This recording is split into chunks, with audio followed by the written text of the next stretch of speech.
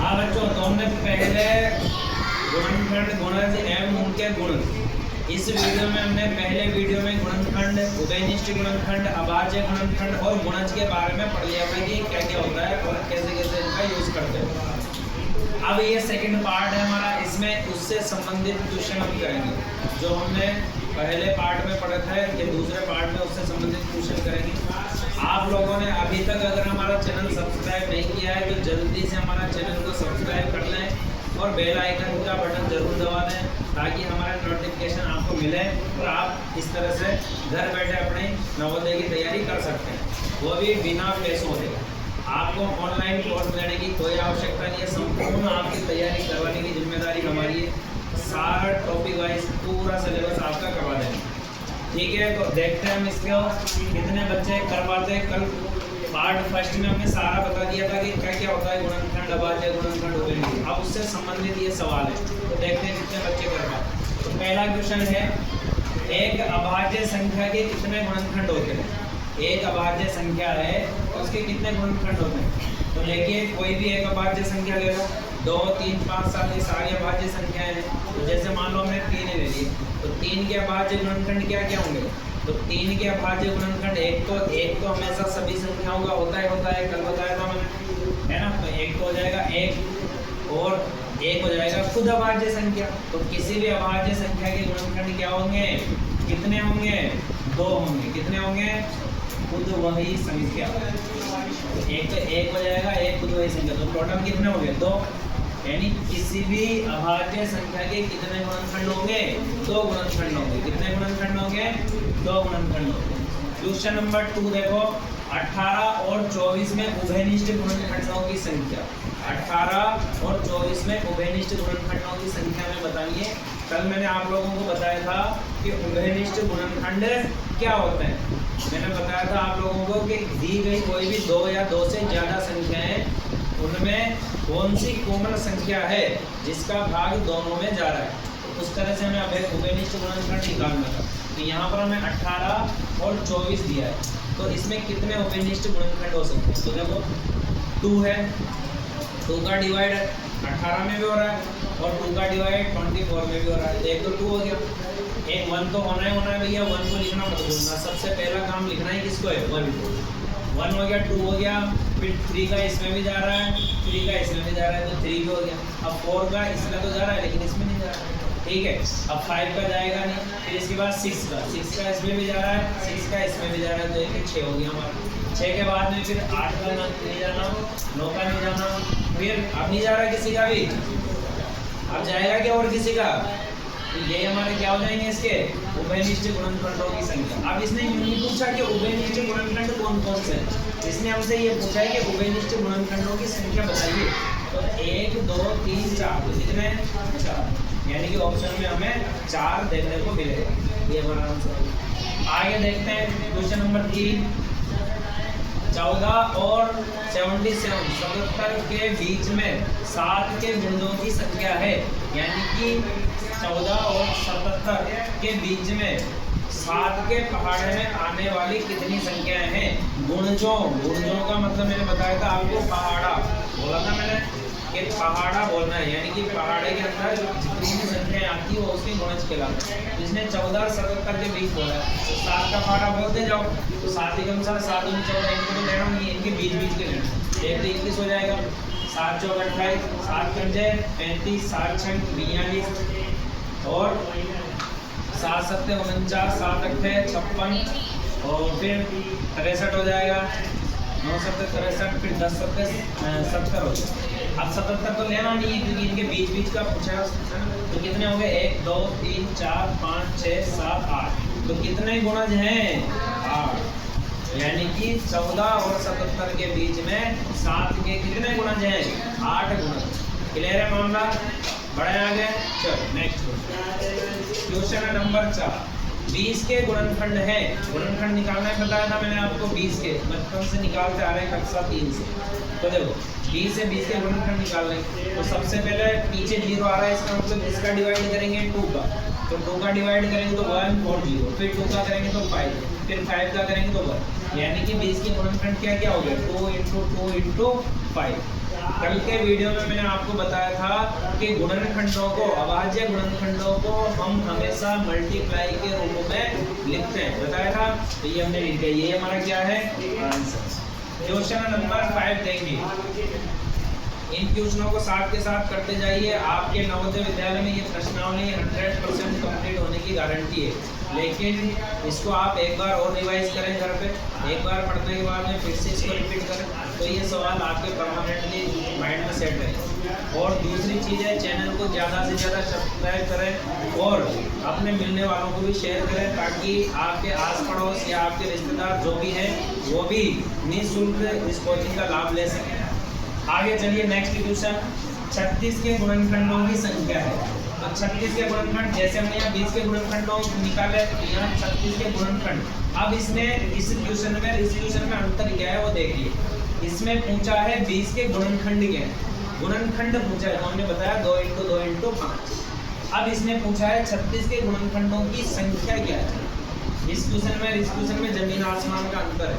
इसमें इसने गुणनखंड पूछे, इसमें गुणनखंडों की संख्या पूछी है, तो हमें गुणनखंडों की संख्या बतानी है, ना कि गुणनखंड। तो देखो 36 के गुणनखंड निकाले, यहाँ पर जगह तो मैंने यहाँ निकाल के 36, सबसे पहले 2 का डिवाइड करेंगे तो 1, 8, फिर 2 का करेंगे तो 9, फिर 2 का करेंगे तो 3, फिर 3 का करेंगे तो 1, यानी कि 36 के गुणनखंड हो गए 2 × 2 × 2 × 3। अब ये तो गुणनखंड हुए, लेकिन उसने हमसे पूछा क्या है, गुणनखंडों की संख्या। तो गिन लेंगे हम 1, 2, 3, 4। तो गुणनखंड कितने हैं भैया, 4। तो आंसर भी क्या आ जाएगा, 4। ये हमारा क्या है आंसर। आगे चलो, क्वेश्चन नंबर 7 कह रहा है हमसे 25 से छोटे 3 के गुणजों की संख्या। किसके, 3 के। और क्या, गुणजों का मतलब पहाड़ा, इसका 3 का। और पूछ कहाँ से रहा है, 25 से, यानी 25 से कम कितने 3 के पहाड़े में कौन कौन सी संख्या आती है। लेकिन उसने वो नहीं पूछा, उसने मुझे उनकी संख्या। तो हम 3 का पहाड़ा बोलेंगे, सबको आता है 3 का पहाड़ा, यस या नो? चलो तो 3 × 3, 3 × 2 = 6, 3 × 3 = 9, 3 × 4 = 12, 3 × 5 = 15, 3 × 6 = 18 और 3 × 7 = 21 और ये हो गया हमारा 24। ये यार 25 से छोटे बोला है भैया, छोटे बोला है तो मतलब छोटे करें। तो देखो एक, अब उसने ये नहीं कहा इनके ऐसे, अगर केवल गुणज पूछता तो हम यही छोड़ देते, लेकिन उसने पूछा है गुणजों की संख्या, तो यानी कि गुणजों को गिन ले।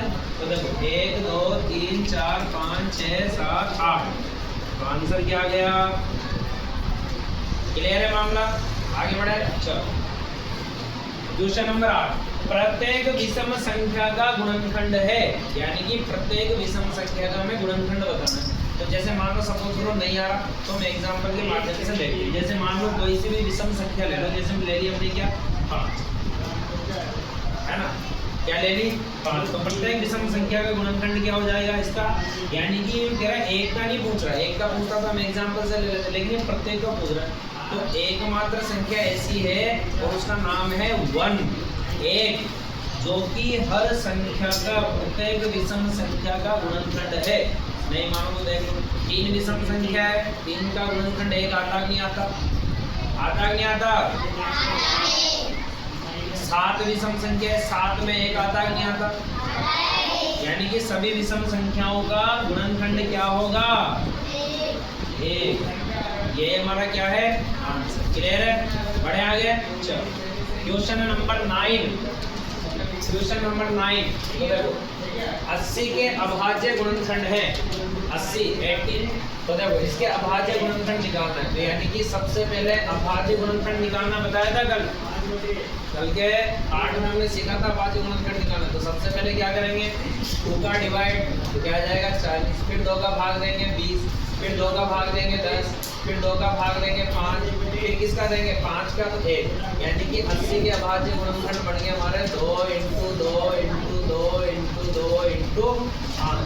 और जब इनको वापस से गुणा करेंगे तो क्या आ जाएगा 80, यानी कि 80 के अभाज्य गुणनखंड क्या है 2 × 2 × 2 × 2 × 5। क्लियर है, बढ़े आगे। क्वेश्चन नंबर 10 भी सेम ऐसा ही है, ये आपको करना है, ठीक है। क्वेश्चन नंबर 10 आपको करना है। फिर हाँ, तो ये क्वेश्चन नंबर 10 1000 के अभाज्य गुणनखंड ये आपको करना है और इसका जो आंसर हो वो कमेंट सेक्शन में जरूर लिखना। फिर देखते हैं किस किस का सही निकलता है, कितने बच्चे इसको क्लियर कर पाते हैं। ये इसका आंसर अगर सही हुआ तो इसका मतलब आप लोग सीख रहे हो। नेक्स्ट क्वेश्चन देखते हैं, क्वेश्चन नंबर 11 12 20 24 का उभयनिष्ठ गुणनखंड है। 12 20 24 का उभयनिष्ठ गुणनखंड, यानी कि उभयनिष्ठ का मतलब ऐसी संख्या देखना है जो इसका भी गुणनखंड हो, इसका भी गुणनखंड, इसका भी गुणनखंड हो, तीनों में सेम हो, यानी कि कॉमन हो, तो क्या कहलाएगा उभयनिष्ठ गुणनखंड। तो देख लो 3 का भाग इसमें जाता है, इसमें नहीं जा रहा, तो 3 तो आ ही नहीं सकता। आएगा क्या? नहीं। तो देखो 4 का देखेंगे, इसमें जा रहा है, इसमें जा रहा है, इसमें भी जा रहा है, ठीक है, ये आ सकता है। इसको देखेंगे तो इसमें नहीं जा रहा, ये इसमें नहीं जा रहा, क्या आ जाएगा आंसर? 4, यानी कि 12 20 24 का उभयनिष्ठ गुणनखंड हमारा क्या आ जाएगा? 4। क्लियर है? चलो क्वेश्चन नंबर 13 210 के अभाज्य गुणनखंडों की संख्या। अब इसमें अभाज्य गुणनखंड नहीं पूछ रहा, जैसे हमसे यहाँ पूछा था ना ये है अभाज्य गुणनखंड, तो ऐसे अभाज्य गुणनखंड नहीं पूछा, अभाज्य गुणनखंडों की संख्या पूछा है। तो हम संख्या निकाल लेंगे, पहले तो इसके गुणनखंड निकालना, फिर गुणनखंड निकलने के बाद में हम क्या करेंगे, जो हमारे गुणनखंड आएंगे उनको गिन लेंगे, जैसे कि 1 2 3 4 5, इसके कितने गुणनखंड है? 5। तो ऐसे इसके फैक्टर निकालने के बाद उनको गिन लेना, वही हमारा क्या हो जाएगा? आंसर। इसका भी क्या आंसर आएगा आपको कमेंट सेक्शन में लिख के बताना है, ठीक है। और एक थोड़ा सा इसमें क्वेश्चन नंबर 5 में हल्की सी मिस्टेक है, थोड़ा सा इसे देख ले दोबारा। देखो हमने क्या किया, जैसे 2 का डिवाइड किया इसमें 18 में, 2 का भाग दिया 18 में तो 9 आता है। अब 9 में 2 का भाग थोड़ी जाएगा, 9 में किसका भाग जाएगा? 3 का, है ना। तो 3 का भाग देंगे 9 में तो क्या आ जाएगा? 3, फिर 3 का देंगे तो 1 आ जाएगा। तो इसके गुणनखंड बन जाएंगे हमारे 2 × 2 × 3 × 3, ठीक है। तो अब गुणा करके देख लो, 2 दूनी 4, 4 दिया 12, 12 दिया 36, और 36 के निकाले तो हमने आ गया वापस 36, यानी कि हमारा सही गुणनखंडों की संख्या तो वही रहेगी, आंसर तो सही था, हल्का सा यहाँ पर थोड़ी सी मिस्टेक हुई, तो इसको थोड़ा सा देख लें। और क्वेश्चन नंबर 13 और 10 इनके आंसर आपको देना है, और क्वेश्चन नंबर 12 आपको करना है, और एक इधर क्वेश्चन नंबर 6 भी आपको करना है, ठीक है। इनके आंसर आप कमेंट सेक्शन में जरूर लिखें, और इसका नेक्स्ट पार्ट, इसके आगे की क्वेश्चन देखने के लिए इसका अगला पार्ट आप लोगों के पास भेजूंगा, उसको जरूर देखें। नेक्स्ट पार्ट में इस प्रश्नावली को हम खत्म कर लेंगे, तो आपका गुणनखंड, गुणज और उनके गुण जो है कंप्लीट हो जाएगी। नवोदय विद्यालय में इससे एक क्वेश्चन पूछा जाता है हर बार, 1 या 2, कभी कभी 2 हो जाते हैं, लेकिन एक तो पूछता है।